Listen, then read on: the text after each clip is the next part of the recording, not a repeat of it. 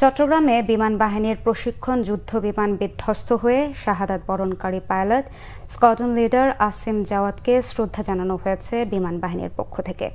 বিমান বাহিনীর বাসার ঘাটের প্যারেড গ্রাউন্ডে তার নামাজে জানাজা হয়েছে।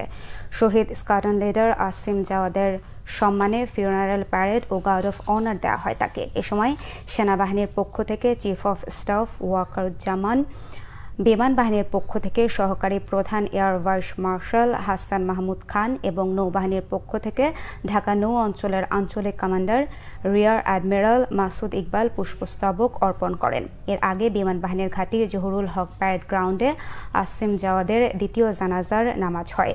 সব আনুষ্ঠানিকতা শেষে আসিম জাওয়াদের মরদেহ দাফনের জন্য নিজ জেলা মানিকগঞ্জে নেওয়া হয়। আমার ছেলেকে আমি বুঝতে পারছি ইজেকশন হয়েছে, আমি বুঝতে পারছি হয়তো বা সে বেঁচে যাবে, কিন্তু আল্লাহর আর ওকে নিয়ে যাবে এইভাবে।